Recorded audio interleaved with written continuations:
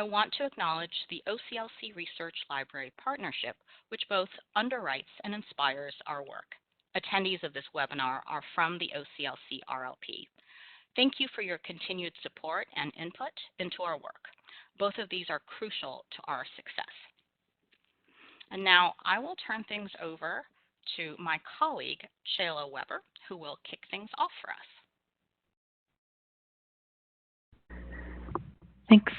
Thanks, Mercy.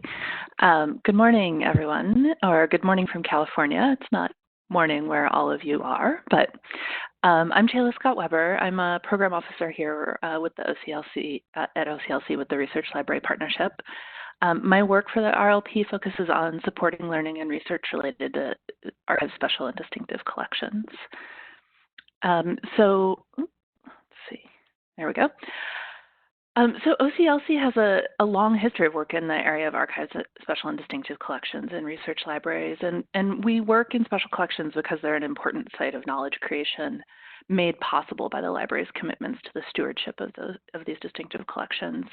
And we know that the unique nature of material in special collections can make scaling a challenge. So we work to identify areas of common need and patterns of innovation that can help libraries scale learning and expertise with these collections.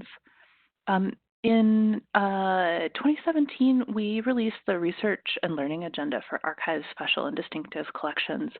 And it's a document that was created with a really participatory process, through a participatory process with the community, and articulates the shared challenges and opportunities research libraries are facing.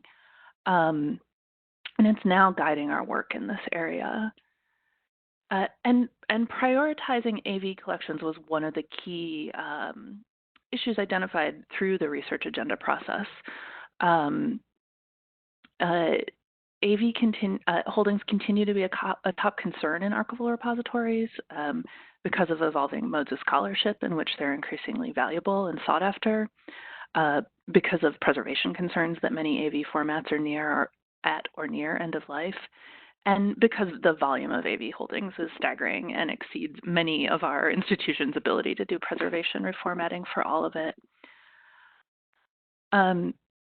So we've been working over the last year to better understand needs in this area beyond our initial conversations and the creation of the research agenda. In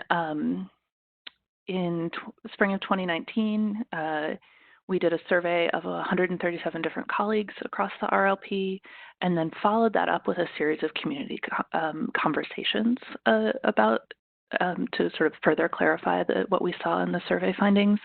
And then I wrote a set of blog posts summarizing what we learned in those activities. And now, responding to what you all told us you need, we're doing a series of webinars throughout 2020. So one of the key takeaways for me from the survey and subsequent conversations was that we really need to think of rethink our traditional AV approaches in order to tackle the problem in front of us. The preservation risks, coupled with the large volume of AV holdings and really the short time window that we have to deal with it, means that we have to scale our work up with these collections. And working at scale amplifies the challenges of AV materials, like uncertain copyright or lack of detailed descriptive information, and it also creates new challenges. I think there are all kinds of different ways that a shift in mindset will be necessary to addressing the challenges of stewarding these collections at scale. And so for this webinar series, we're asking partners from RLP institutions who are addressing different aspects of their work with AV to share that work and the ways that that has challenged and shifted their mindset and ways of working. So I'm really excited that Chloe and Desi agreed to come and present to us today. I saw them present last year at the EMEA conference and was really excited to know that transcription work is something that is a challenge for many of us. So without further ado, I'll hand it over to them.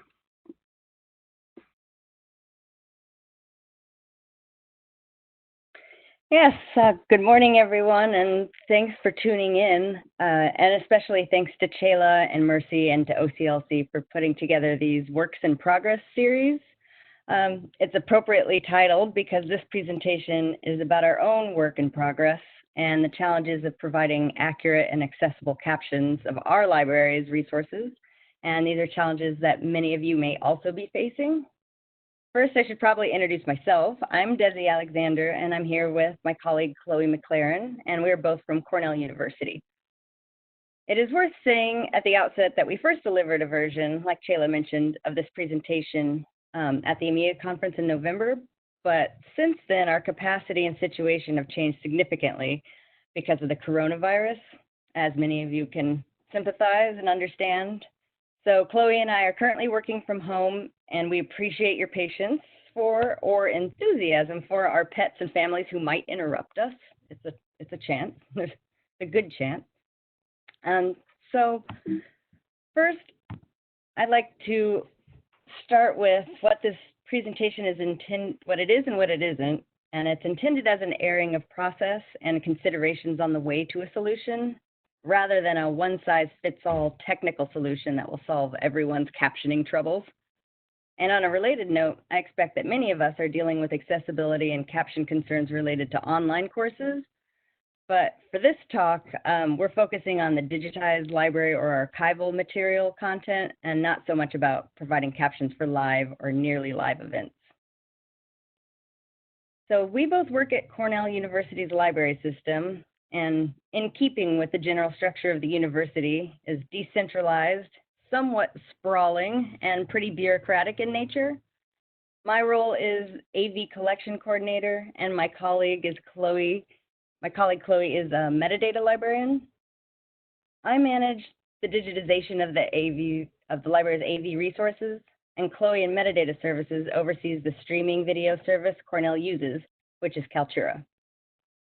Both of these units are small. Chloe's has about 6 people working on non-book metadata for the library, and my lab has myself and a half-time coworker doing in-house digitization, vending, and related project management.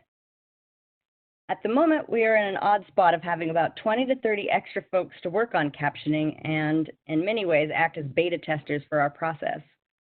We are really grateful for their flexibility and thoughtfulness, but also expect that their ability to contribute so robustly to captioning will not continue once we are all able to return to campus.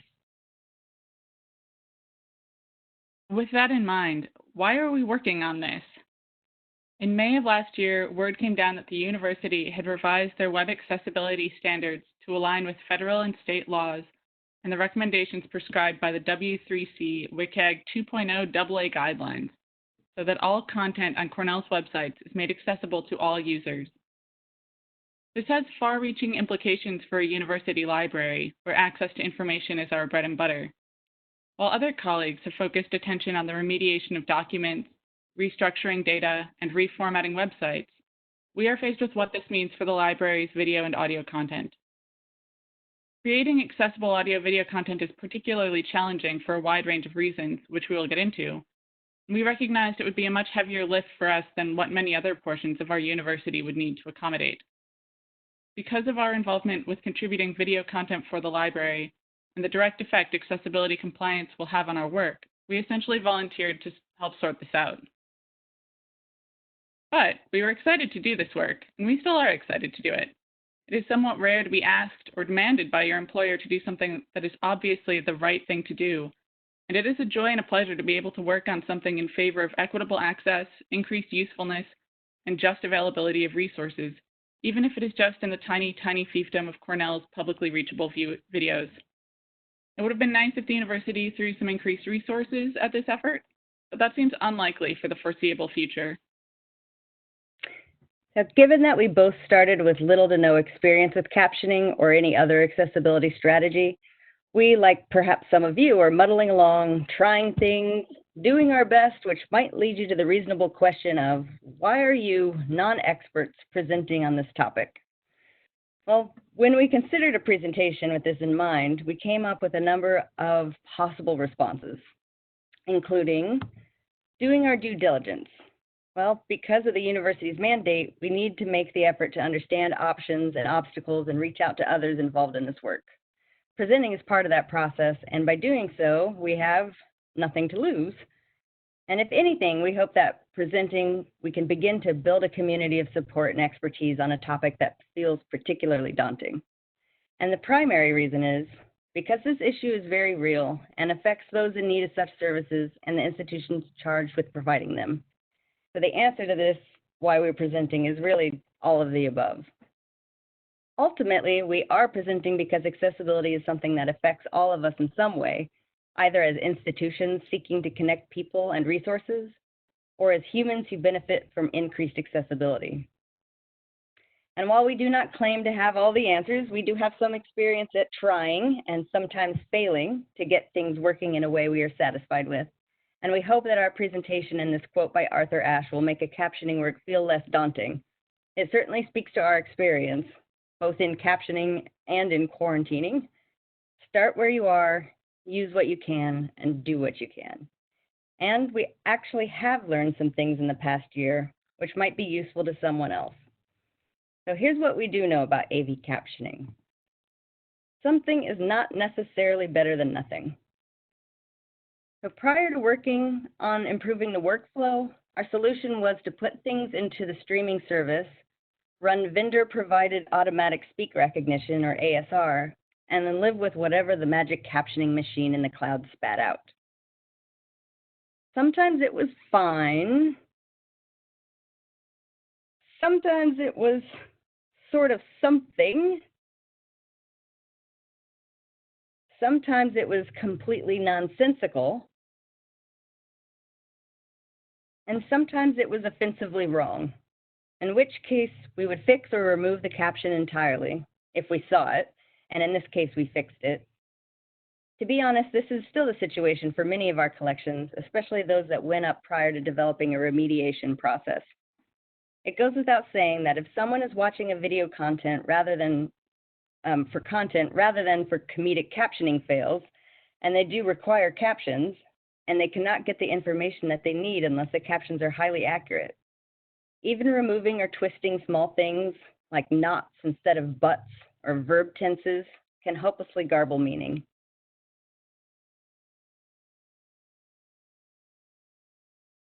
Given that we knew our current process was insufficient, we set ourselves some goals for reframing it. The goal of the output was easy: accurate captions. The goal for the process was that it be cheap, because we don't immediately have or see forthcoming any big pools of money, that it be scalable so that we can handle our projects as they actually exist instead of having constant backlog, that they be well documented so future us's don't have to guess at our goals, and that they integrate well into other library systems like cataloging, like preservation, hopefully like discovery. After we set these basic goals, we embarked upon surveying potential strategies to meet them.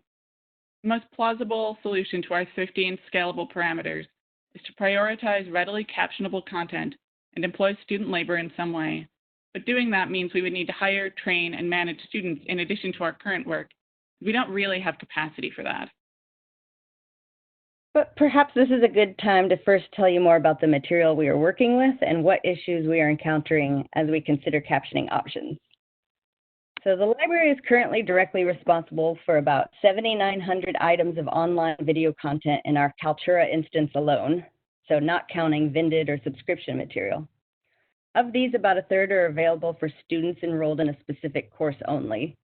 A further 1,300 are available only to the Cornell community, and the remaining 3,700 can be assumed publicly available.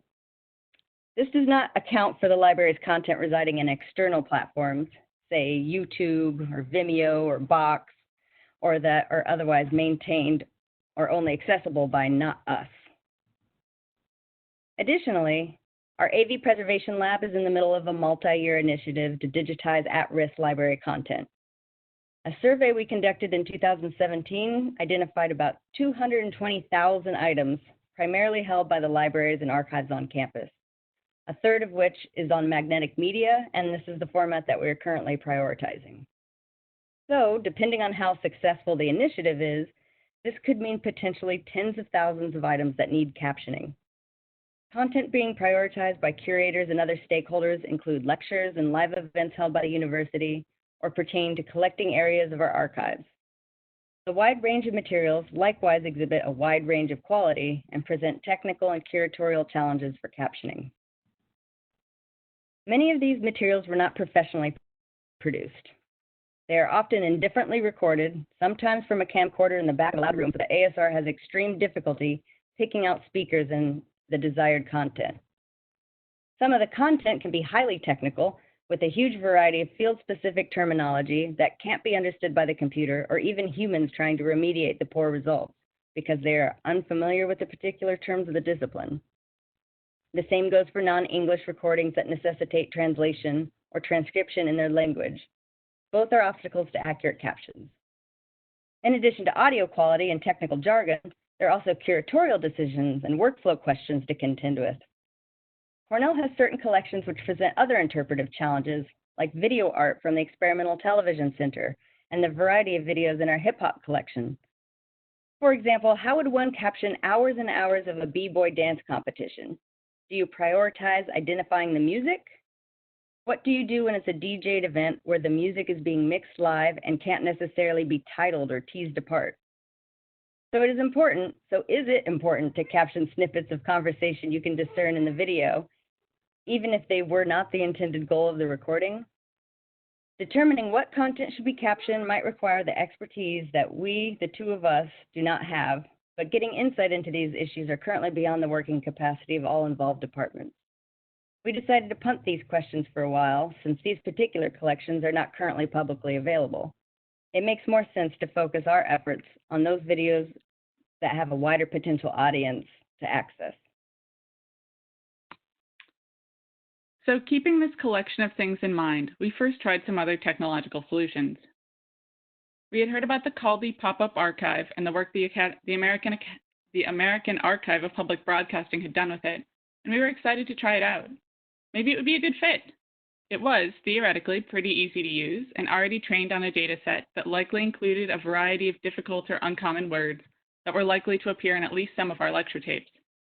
And then we thought to ourselves, aha, Caldy PUA sounds great. We should try doing the hard version of that.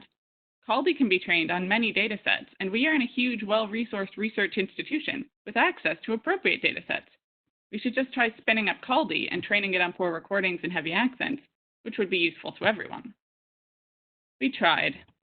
We worked with our incredibly kind and skilled digital projects librarian to install and spin up Caldy, and it was both very slow and not user-friendly enough for our needs.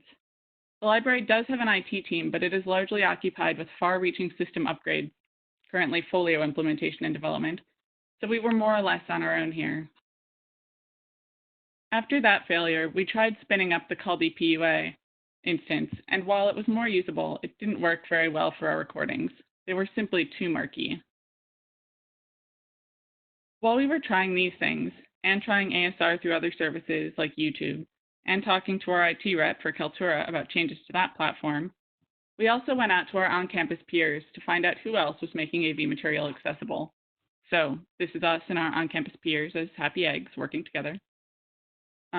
We found two other entities on campus who are interested in working with us on this accessibility issue. The East Asia program, who bring in lectures and workshops in a variety of languages, often Chinese, and provide excellent subtitles for their videos. And also Student Disability Services, who work with students and faculty to make sure that Cornell students have equitable access to the material they need for classes. To our surprise, both of these entities use almost completely human-generated captions. For the East Asia program, we expected that. Their lectures often include specialized terminology in multiple languages within one lecture, so they employ students with robust language and topical skills to generate their subtitles and captions. Student Disability Services, on the other hand, is approaching captioning from an individual user perspective. They need to make sure that specific students get their specific course-related needs met. Because student needs vary wildly and are often on a tight timeline, they are not working in an imitable way. Although both groups were happy to share their processes with us and are interested in hearing about future improvements we may figure out, neither had a system that we could just adopt ourselves, which led us back more or less to where we started, with a crummy ASR first pass that needed to be human remediated, one by one, ad nauseum.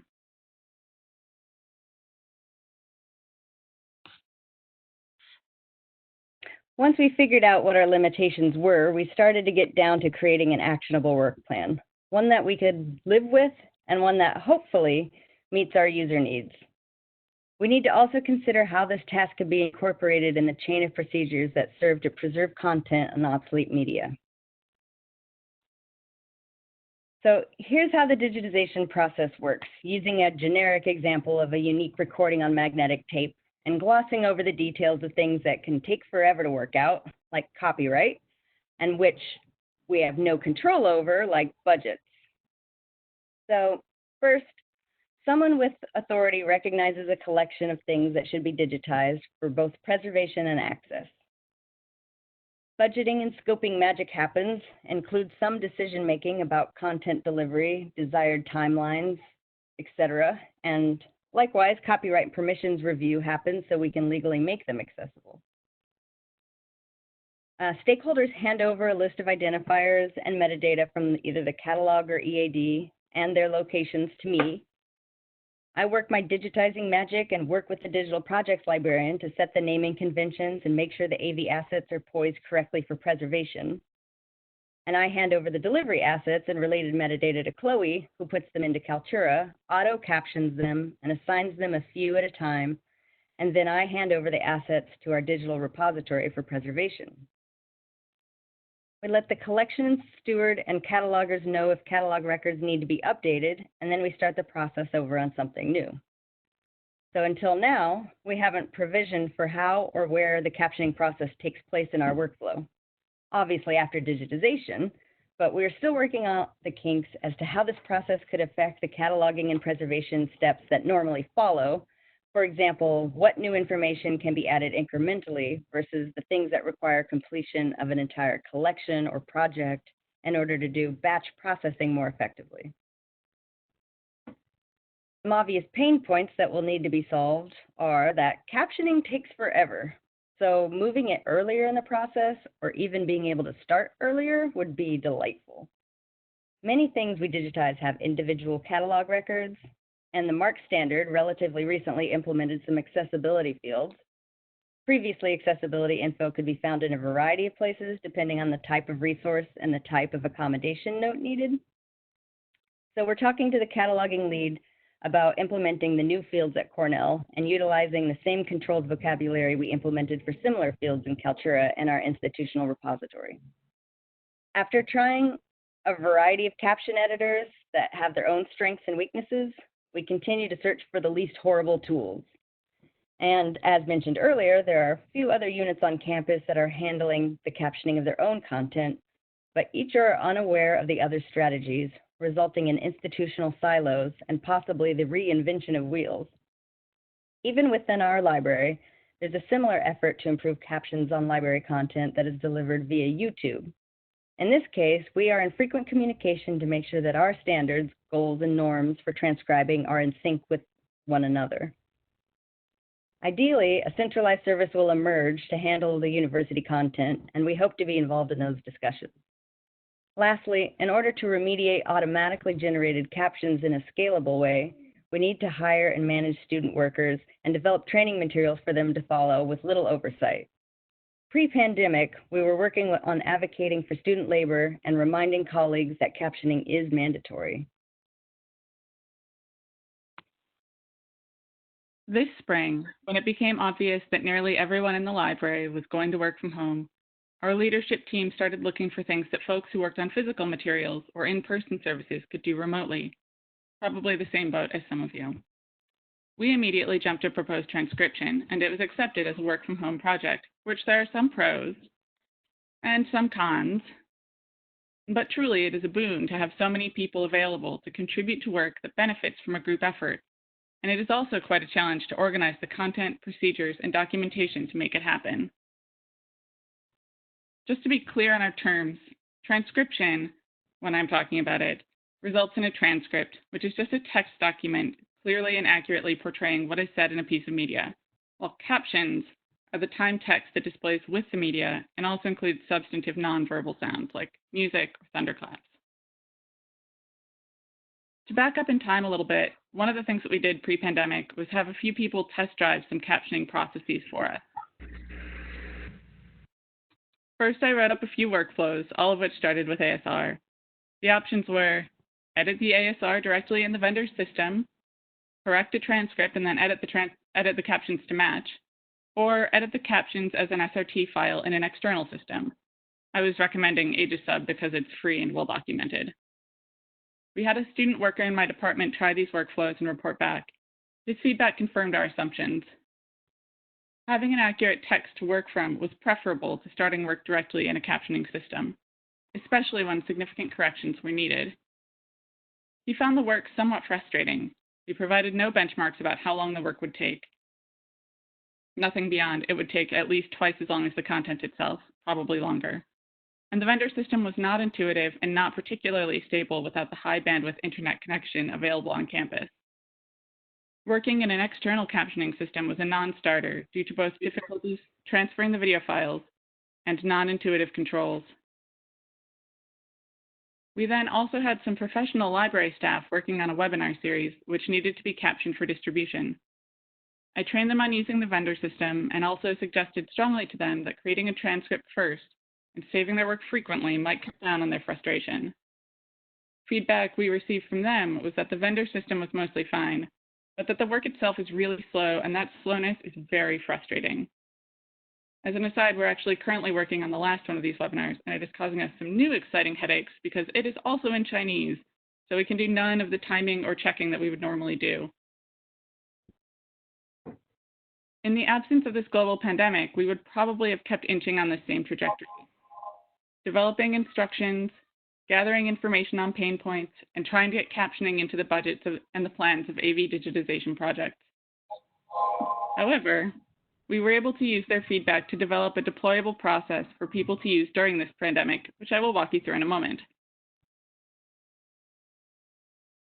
Because the noted pain points from our testers were A, accessing the vendor system from off campus, B, using unfamiliar and unintuitive technology, and C, the time required, we proposed transcription as opposed to captioning because it allowed us to remove all the technological barriers. It still takes a long time. Additionally, we thought that transcription would give us a bigger return and a smaller learning curve for people who don't normally do this kind of work and who would be doing it for an unknown amount of time. An accurate transcript could be used in lieu of some recorded content or could be adapted into accurate captions sometime later. On a day-to-day level, we've made a lot of progress toward a captioning process during this pandemic, some of which we can bring forward with us and some of which we know needs reevaluating. Here's the process that we've currently implemented for people working with us. The entire project lives in Box. Here's a screenshot of the interface. Everyone at Cornell has access to Box, and it keeps track of file versioning for you, so that seemed like an easy place for us to put it. I wrote 2 documents for people working on this project. One, an introduction to the project and its goals, and the other, instructions on how to caption. For example, how to note who's speaking, how to deal with conversational English, which does not obey the rules of grammar, things like that. They aren't intended to be comprehensive instructions, but rather to give an overview of what we find important and common concerns. Links to those files are available to you if you want to look them over. Each item we are currently asking people to work on is publicly available in our MediaSpace instance.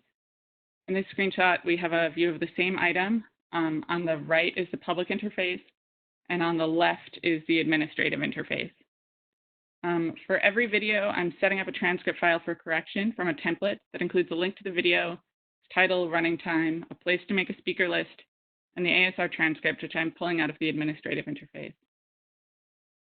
Our transcripts themselves look like this, and I'm currently making each one of these files by hand from a template because we're also using this process to begin an inventory of what has quality captions, what has poor captions, and what does not need captions because it is silent or otherwise uncaptionable. Once someone has finished correcting the transcript for any item, they put it into a folder for review. I then go into the vendor interface for caption editing and replace the ASR text with their corrected text. So this is the vendor interface that we're using. It's from a vendor called Cielo24. It's split into 3 panes. On the left, you have all the text, initially the ASR and then the corrected text. In the center is a viewing window, some controls, and the current caption.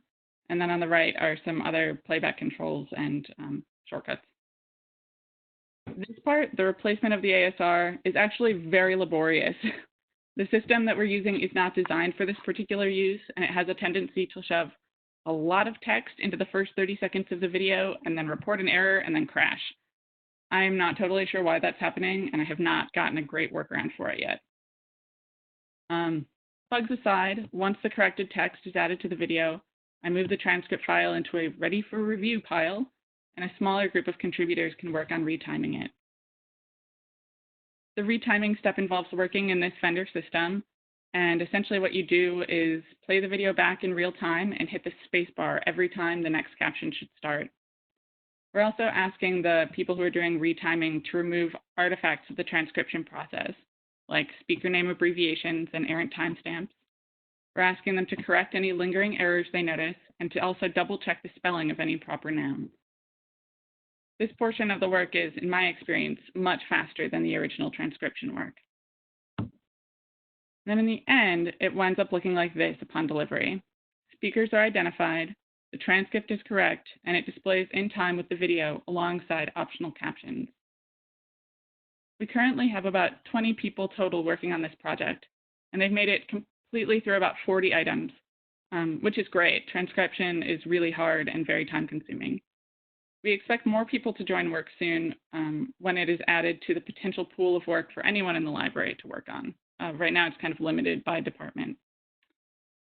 Perhaps unsurprisingly, it is the content preparation that is acting as a bottleneck currently. I am both populating the templates for initial review and then moving the corrected transcripts back into our delivery system for retiming. Neither is as time-consuming as the transcription, but with one of me and 20 transcribers, it is becoming more difficult to keep up with both the rate of work and my own regular job duties. So while our current procedures are not ideal, they are adapted and adaptable to suit our limitations and the needs of our users and of the content itself. We intend to continually improve this workflow, and we hope that by describing our process and putting it out there, that others might be able to arrive at their own workable solutions to make video content more accessible. We want to encourage feedback, and since we all stand to benefit from what others have learned, and with that, we want to thank you all for taking the time to tune in and are happy to take any questions that you may have. Thanks so much. Thank you, Chloe. Thank you, Desi. That was great. And we have a few questions that have come in during the presentation. I'd encourage all of you to add more questions into chat. So to start us off, Carol Castle at NYU asks, given that you're using Kaltura, what about the built-in caption editor in that tool, or is Kaltura not the end state of your public-facing content? This is Chloe. I'm going to pick up this question. So this is so nitpicky as an answer, and I'm sorry for that, but Kaltura in the past year or so has undergone a change in their accessibility integration. Their accessibility integration is called Reach, all in caps, and they went from Reach version 1 to Reach version 2. And Reach version 2 has a built-in caption editing interface, which I think is what Carol is talking about. That interface is really, really simple.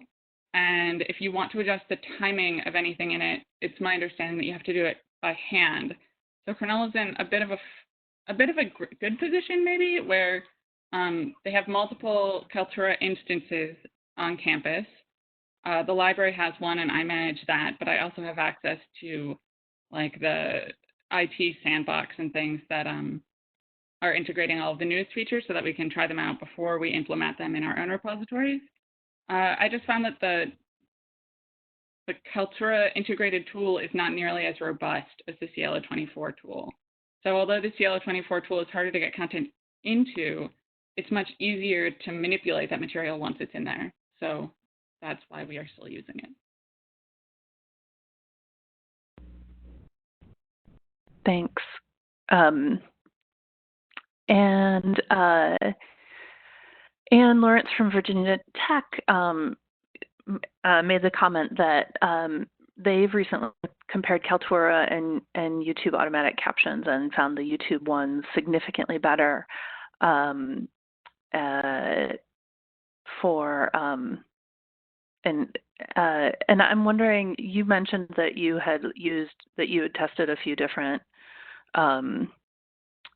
tools. Did you find that one was significantly better than another? This is Chloe again. Sorry. It's okay.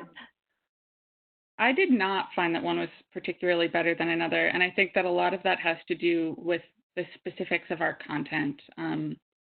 We really do have a lot of stuff that is people with heavy accents, not very well recorded, talking in like deep academic jargon, and I just didn't find that any of our available options went particularly well.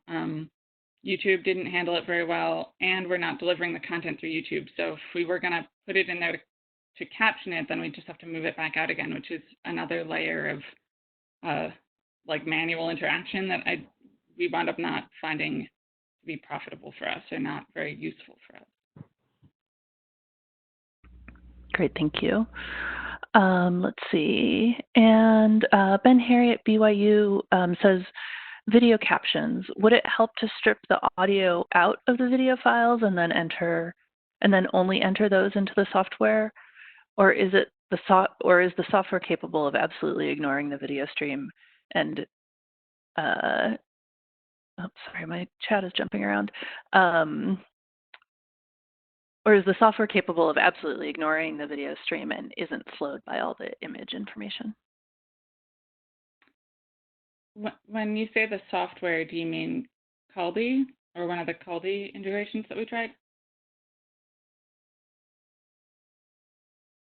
If you do mean Caldi or one of the Caldi integrations, then within that software, it is stripping out the videos. So yeah, that portion is integrated into the software itself. So it's not slowing it down. Okay. And Kimberly Kennedy asks, how did you go about developing your style guide and directions for transcribers or captioners? And would it be possible for you to share that? So we sent the links to Mercy, and I think that the link should be available with the recorded version of this. So yes, the style guide should be available. I both went through the process of captioning things and talked to other people who had done it to say, like, well, what kind of questions do you often have, and what kind of questions do you wish you had an answer to? And then we also looked at the, oh dear, what's it called? DCMP, descriptive captioning. Oh man. There's a really nice resource called the DCMP that has like a caption key, and I can send the link to you, Shayla and Mercy, if you want to send it out later. I can't think of what that stands for offhand, but they have really good guidance about best practice in what captions should look like and how text should be represented. Great, thank you. And Mercy just popped links to those two files into the chat, and we will also, after the webinar, we'll send out the recording to everybody who registered, and we'll include those links and in that email, so you'll have them in your inbox in the next couple days. Let's see, and Lauren says, so sorry, the chat keeps jumping around and I'm not doing a very good job of following it. So is your current workflow to make publicly available the videos with ASR and then do the editing, or to wait for the editing before making them available?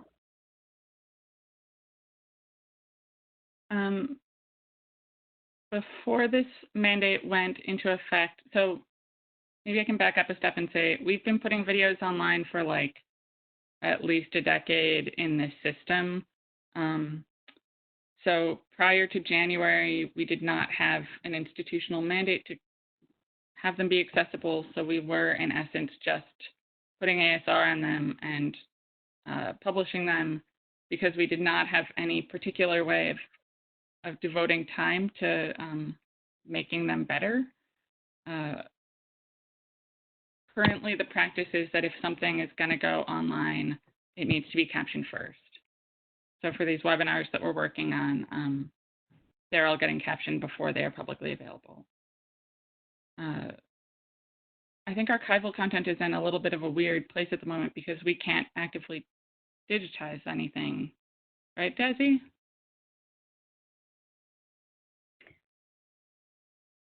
Oh, you mean because of the current closure of the university, or? Yeah, like we're all at home, like we're not publishing more video, like we can't. That is correct. Yeah. Things sort of on pause, as New York State is. Yeah. So we're working on how to handle our next archival collections that will be publicly available, and what is a good way to handle them.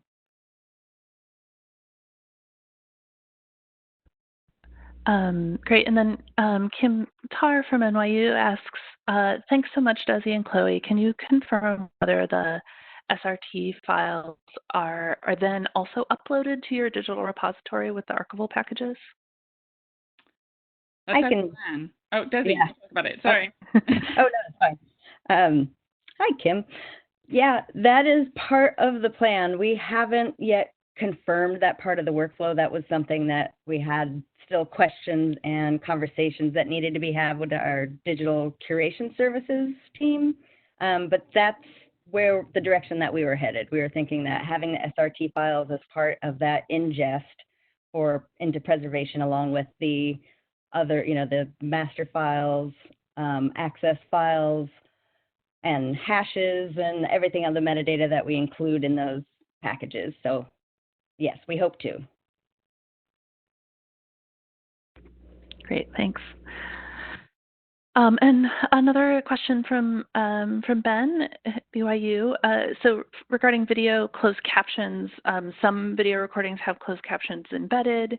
Have you compared the results of those with the current ASR software? Or if the video has closed caption, do you just skip your own transcription and take the closed caption as it is?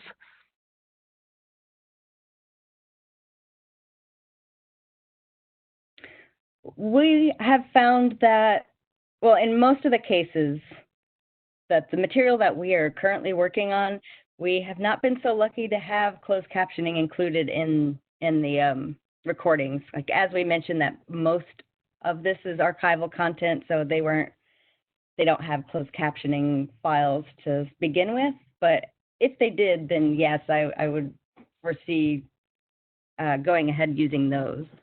If that answers the question, I think. I think so.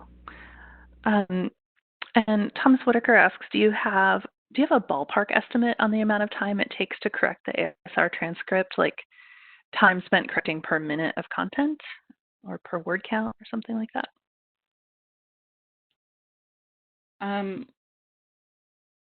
Once someone kind of gets the hang of what they're doing, I tend to estimate that it's going to take somewhere between 2 and 4 times the length of the video to correctly transcribe it. As with so many things, it's very tempting to just say, well, it depends on like how much people are talking in your video and how they are phrasing their stuff. Like, is there a lot of lingo? Is there a lot of jargon? Are there lots of words in other languages? That stuff is really difficult to deal with. Whereas I think that something like our webinar would probably be pretty easy for someone to fix a transcript of, because we have accents that are easy for ASR to deal with, and we spoke relatively slowly and didn't have a lot of jargon. So that stuff is really, really difficult to estimate.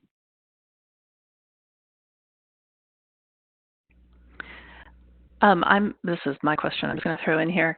Now that you've worked with students working on this and you've worked with professional staff working on this during the pandemic, do you see any rate of difference in either their sort of productivity or their frustration? I do. So Actually, I think some of the people who are working on this project are attending this webinar, which is kind of funny. I've gotten feedback from quite a few people that they enjoy doing this work and that it is satisfying to both be able to work on something that feels useful and something that makes it feel like they're learning something. Or I mean, I suppose that they are learning something about whatever topic they happen to be transcribing. And that it is satisfying to have work that's got like a definite end. Like when you get to the end of a transcript, it's just, you can be done with it. So I think that the frustration level is lower since we've taken out some of the technological components that annoyed people. And I do think that people have gotten faster because, you know, practice makes it easier, and it is the kind of work that you can get kind of into a rhythm of. So I think that if somebody had this as part of their regular workload, it would be easier, or it would get easier to estimate how long it takes the more that we have people do it. Great, thank you. My apologies, my neighbor has selected right now as the best time to mow their lawn. So you might hear that in the background. So Maggie McNeely made she says not a comment, but a question. Seeing this workflow makes me realize how good our current system is. Our streaming server is Ensemble, and it has an Amara caption editor, which is much easier to use than the one shown here. Timing can be adjusted just by dragging boxes. Still tedious process regardless. And we are charged, of course, for use of Amara. I don't know if that you have any comments or questions in reply to Maggie's comment.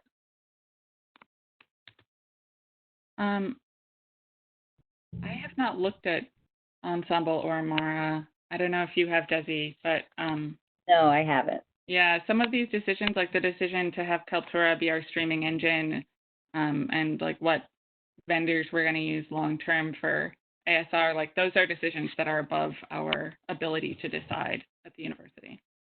Yeah, I could see the other question that came in about considering aviary. Yeah. And that's sort of in the same boat as we actually took a look at aviary, and it looks amazing how it integrates all these different systems and also has that captioning option.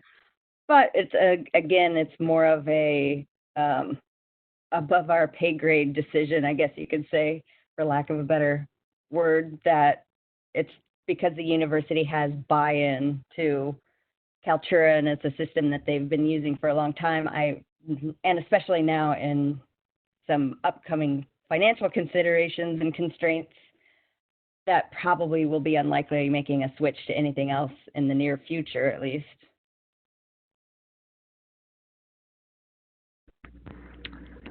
Thanks. Let's see.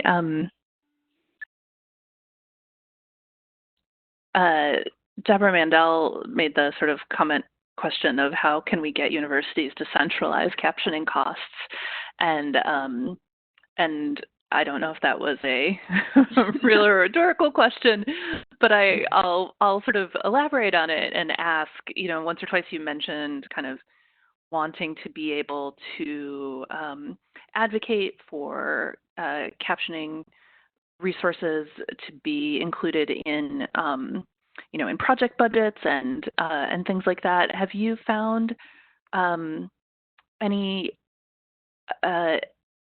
pieces of information or stories or sort of advocacy tools that have been helpful in doing that thus far?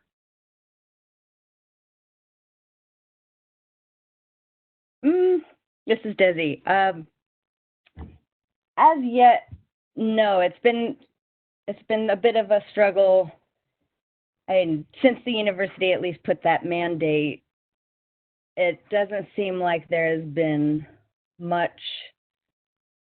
traction otherwise to provide resources like we were saying. I'm not sure how we can advocate better, only to say that, and since the recent pandemic, things have shifted to more online instruction, and a lot of people are realizing the benefits of having digitized archival content or any kind of digital material. And so there's I have heard kind of through the grapevine that there's going to be more of a push to make resources more available, and so stepping up our digitizing efforts. So I'm hoping that maybe that will go hand in hand with making those same resources accessible. But this is just, you know, my own projections or hopes. Gotcha. Thank you. And there's another question. I suspect the answer is similar to your answer about aviary, but Jody DeRitter asks if I'm wondering if you've considered or tested the OHM's tool developed by Doug Boyd at Kentucky. I have not, but having, opened that link within the past 45 seconds, it looks neat. And I don't know if we could implement it in our Kaltura instance, but we do have other places that we send video and audio files from that instance into other repositories around the library. And I wonder if it could be integrated into one of those. So I will check it out. Thanks. Great, thanks. Any more questions from? I believe I've covered everyone's questions, but do we have any further questions today?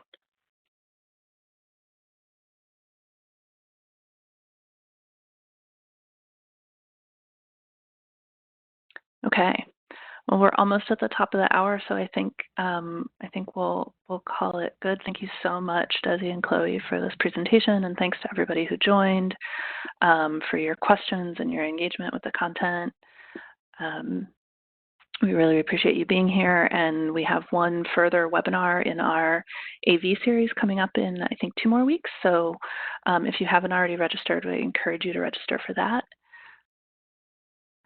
Mercy or Marilee, I don't know if you have some final words.